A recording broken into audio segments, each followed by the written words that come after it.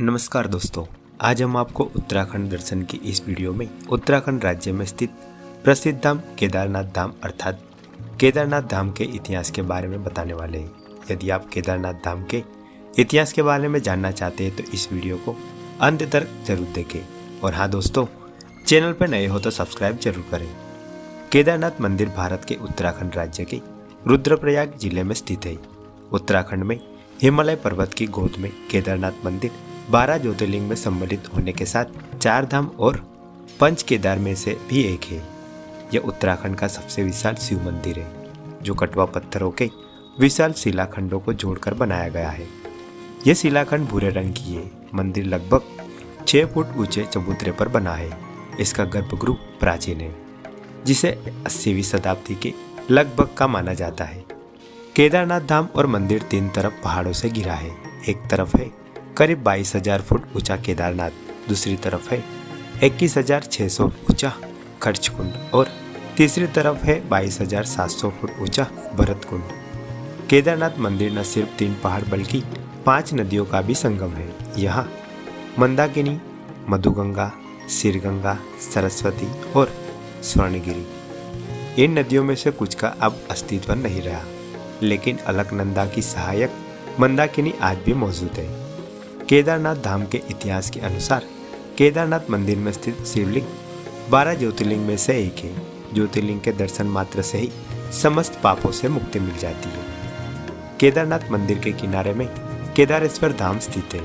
पत्थरों से बने कतरुई शैली से बने केदारनाथ मंदिर के इतिहास के बारे में कहा जाता है कि इसका निर्माण पांडव वंश के जन्मेजय ने कराया था, लेकिन ऐसा भी कहा जाता है कि इसकी स्थापना आदि गुरु शंकराचार्य ने की। केदारनाथ के पुजारी मैसूर के जंगम ब्राह्मण ही होते हैं। श्री केदारनाथ मंदिर में शंकर बैल की पीठ की आकृति पिंड के रूप में पूजी जाती है। शिव की भुजाएं तुंगनाथ में, मुख रुद्रनाथ में, नाभि मंदेश्वर में और जटाकल्पेश्वर में प्रकट हुई। इसलिए इन 4 स्थानों सहित श्री केदारनाथ को पंच केदार कहा जाता है। यहाँ शिव जी के भव्य मंदिर बने हैं। हिमालय के केदार पर्वत पर भगवान विष्णु के अवतार महातपस्वी नर और नारायण ऋषि तपस्या करते थे। उनकी आराधना से प्रसन्न होकर भगवान शंकर प्रकट हुए और उनके प्रार्थना अनुसार ज्योतिर्लिंग के रूप में सदावास करने का वर प्रदान किया।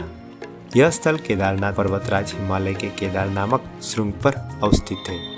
ऐसा माना जाता है कि महाभारत के युद्ध में विजय होने पर पांडव भ्रातृ हत्या अर्थात परिवार वालों की हत्या के पाप से मुक्त पाना चाहते थे। इसके लिए वे भगवान शंकर का आशीर्वाद पाना चाहते थे, लेकिन भगवान शंकर पांडवों से गुस्सा थे। भगवान शंकर के दर्शन के लिए पांडव काशी गए, पर भगवान शंकर पांडवों को वहां नहीं मिले। वे लोग उन्हें खोजते हुए हिमालय तक आ पहुंचे।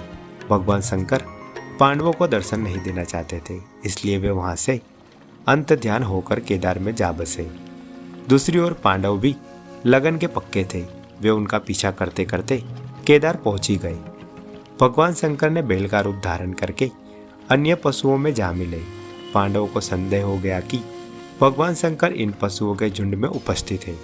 तभी भीम ने अपना विशाल रूप धारण कर 2 पहाड़ों पर पैर फैला दिए।